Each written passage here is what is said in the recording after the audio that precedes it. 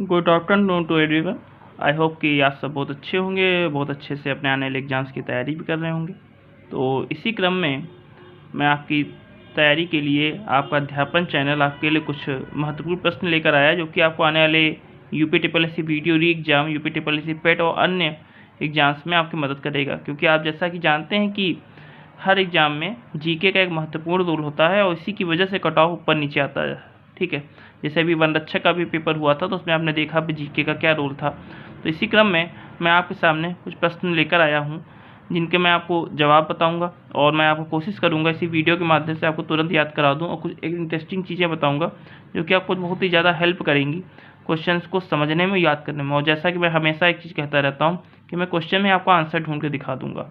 ठीक है, इसके पहले का आपने देखा होगा गवर्नर, गवर्नर जनरल और वायसराय से संबंधित चीज़ें कैसे याद की जाती थी, मैंने आपको कैसे उनको याद कराया। उसी प्रकार से मेरा पूरा प्रयास रहेगा कि आपको ये जो सीरीज़ मेरी चल रही पूरी तरह डाइजेस्टिव हो। ठीक है, और आप अच्छे से इसको समझ कर पढ़ाई कर सकें और अपने आने वाले पेपर्स में सफलता प्राप्त कर सकें। और मुझे कमेंट्स में बताएं कि सर ये क्वेश्चन यहाँ से आया था। कोई बहुत बड़ी चीज़ होती है कि अगर क्वेश्चन हम लोग पढ़ा रहे हों, उससे अगर प्रश्न फंसता है तो हम लोगों के लिए बहुत बड़ी अचीवमेंट होती है कि हाँ चलिए प्रश्न फंसे हुए। आप लोग ज़्यादा खुशी कहीं ना कहीं हमें होती है, आप सफल होंगे तो कहीं ना कहीं हम भी सफल होते हैं। ठीक है, इसी क्रम में पहला प्रश्न है हमारा, अर्जेंटीना की राजधानी क्या है? तो अर्जेंटीना की राजधानी है ब्यूनस आयर्स। अगर आपको प्रश्नों के जवाब आते हों तो आप दे भी सकते हैं वहाँ पर और कमेंट्स में लिख दीजिएगा।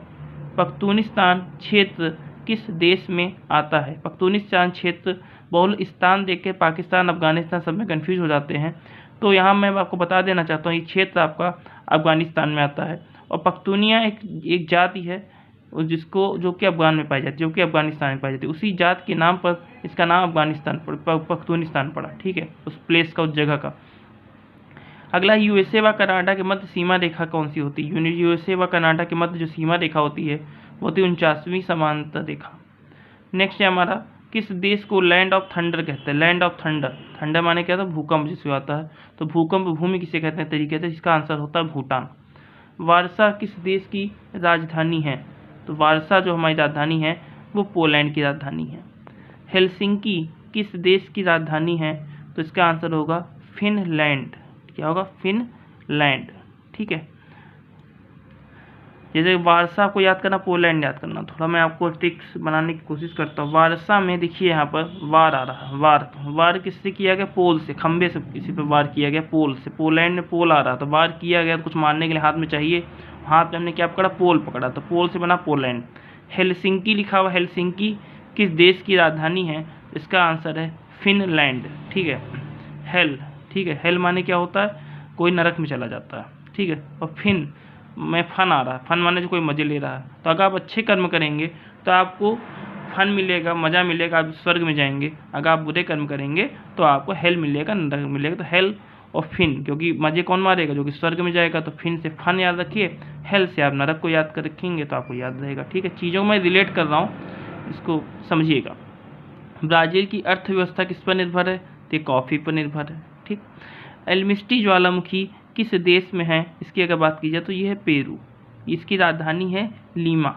जो पेरू है, पेरू की राजधानी है लीमा। ठीक है, नेक्स्ट है हमारा, सराजेवो किस देश की राजधानी है? सराजेवो बोस्नियो हर्जगोविना की राजधानी है। सराजेवो किसकी राजधानी है? बोस्नियो हर्जगोविना। ये वही क्वेश्चंस हैं जो कि बहुत ही ज़्यादा इंपॉर्टेंट होता है, जिनमें क्वेश्चंस में बच्चों को डाउट होता है और जो कहीं ना कहीं कट ऑफ आपकी निर्धारित करते हैं। वैसे प्रश्न यहाँ पे लिए गए हैं। विश्व आर्थिक संगठन की वार्षिक बैठक दावोस में होती है, किस देश में स्थित है? इसका आंसर स्विट्जरलैंड। ठीक है, तो दावोस लिखा है, स्विट्जरलैंड लिखा हुआ। तो ध्यान दीजिएगा, आर्थिक माने अर्थारी, अर्थ माने पैसा। और कहते हैं ना कि पैसा जिसका ज़्यादा होता है, कहते हैं उसकी जेब गर्म है। जेब गर्म है तो उसके लिए क्या होगा? उसकी जो बैठक कराई जाएगी गर्म जगह तो कराई नहीं जाएगी। तो स्विट्जरलैंड आप जानते हैं कि सबसे ज़्यादा ठंडा है, तो वहाँ भी इसकी बैठक होती है। तो ये जगह पर दावोस कहाँ पड़ता है आपका? स्विट्जरलैंड में पड़ता है। एलिफेंटा दर्रा किस देश में है? तो बोल इसका आंसर थाईलैंड कर देते हैं ऑप्शन देखकर, लेकिन ये इसका आंसर था श्रीलंका में। एलिफेंटा दर्रा कहाँ पे है आपका? श्रीलंका में है। कैस्पियन सागर में कौन सी नदी गिरती है? तो इसका आंसर है वोल्गा नदी गिरती है कैस्पियन सागर में। कौन सा घास का मैदान कनाडा में है? प्रेरी। प्रेरी में देखिए यार, आप पे करना, किसी को खर्चा देना। तो जो आपका कनाडा है वो आपका अमेरिका में पड़ता है। तो प्रेरी घास का मैदान है जो कि कहाँ पड़ता है आपका? कनाडा, अमेरिका, संयुक्त राज्य अमेरिका में आता है ये। उत्तरी गोलार्ध में पवनें किस दिशा में बहती हैं। अगर उत्तरी गोलार्ध की बात की जाए, उत्तरी गोलार्ध आप जानते होंगे, आप जब ग्लोब की बात करते हैं उसमें दो होते हैं, उत्तरी गोलार्ध और दक्षिणी गोलार्ध। उत्तरी गोलार्ध आपका होता है, उसमें जो पवनें होती उत्तर पूर्व दिशा में होती हैं। ठीक, हाइग्रोमीटर का प्रयोग किया जाता है वायु में आर्द्रता नापने। हाइग्रोमीटर का काम क्या होता है, वायु में ह्यूमिडिटी होती है उसको मेजर करने के लिए हाइग्रोमीटर का यूज किया जाता है। ठीक है, नेक्स्ट क्वेश्चन है हमारा, पिरेनीज पर्वत किन देश के बीच सीमा बनाता है। पिरेनीज पर्वत हमारा फ्रांस व स्पेन के बीच में सीमा बनाता है। नेक्स्ट है हमारा, कौन सा ग्रह सूर्य से सर्वाधिक दूरी पर है। वरुण। अब आपने पढ़ा भी होगा बचपन में, बुध, शुक्र, पृथ्वी, मंगल, बृहस्पति, शनि, अरुण, वरुण, यम या प्लूटो।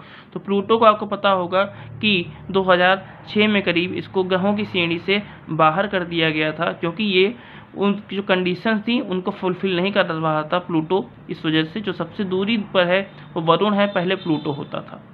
कौन सा देश खाड़ी देश नहीं है, इसका आंसर है यमन। वो अब मैं आपको आने टाइम में कोशिश करूंगा कि मैं आपको खाड़ी देश कौन कौन से होते हैं, ठीक, पर जो सीमाएं हैं उससे रिलेटेड क्वेश्चन कैसे याद करना है, तो मैं आपको चीज़ों को मैं ट्रिक्स के माध्यम से प्रोवाइड कराऊंगा, जिस प्रकार से मैंने इसके पहले वीडियोस में भी आपको प्रोवाइड कराया है। और मेरी पूरी कोशिश होगी कि आप जल्द से जल्द सफल हों और बहुत अच्छे से आने वाले एग्जाम्स में सफलता को प्राप्त करें और अपने सपनों को साकार करें।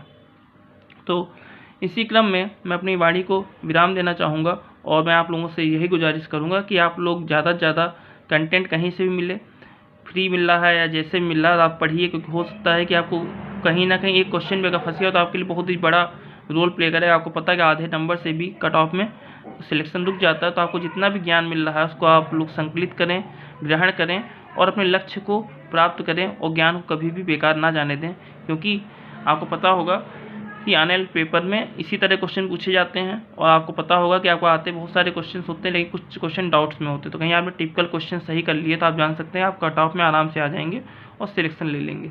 तो मेरी यही आपसे गुजारिश है कि जो लोग इस समय कांस्टेबल या अन्य पदों पर भी तैनात हैं और तैयारी कर रहे हैं, और लगभग वीडियो जो एग्ज़ाम है दोनों का ग्रेड पे एक ही जैसा होता है, लेकिन आपको पता होगा कि पुलिस विभाग की जॉब्स कैसी होती हैं। तो मैं आपसे यही कहूँगा कि गुजारिश करूँगा आप और अच्छा करिए और वीडियो जैसे पदों पर तैनात हो जाइए, ताकि आप अपनी ज़िंदगी को बहुत अच्छे से जी सकें, क्योंकि छुट्टियाँ होती हैं, अन्य सुविधाएं होती हैं, वो आपको यहाँ कुछ ज़्यादा बेहतर मिल सकेंगी than compare to UP police.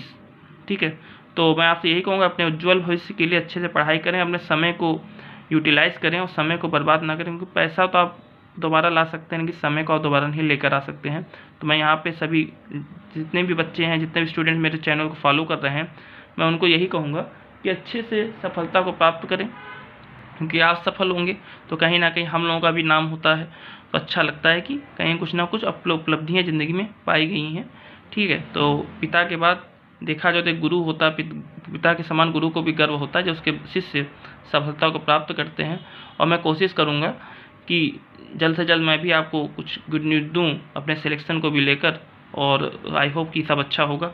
तो आप लोग भी बहुत अच्छे से पढ़ाई करें और तैयारी में लगे रहें, और जितना भी हो सके आप मुझे कमेंट्स के माध्यम से मेरे व्हाट्सएप नंबर 8887970401 पे कोई भी क्वेश्चन हो आप मुझसे डाउट्स क्लियर कर सकते हैं। आपको किसी टॉपिक में लग रहा हो कि यहाँ प्रॉब्लम आ रही सर, आप क्लियर कर सकते हैं, कमेंट्स कर सकते हैं। अगर आपको लग रहा है ये टॉपिक समझ में नहीं आ रहा है, आप किसी भी कोचिंग में पढ़े, तो मैंने आपसे पहले भी कहा था उस कोचिंग में हरगिज़ मत पढ़िए जिसका नाम बहुत ज़्यादा है लेकिन काम कुछ नहीं है, वो आपको समझा नहीं पा रहे हैं, आपको इनपुट नहीं दे पा रहे, तो आई थिंक उस कोचिंग्स का कोई भी उद्देश्य नहीं रह गया है, वो सिर्फ पैसे कमाने की कोचिंग्स हैं।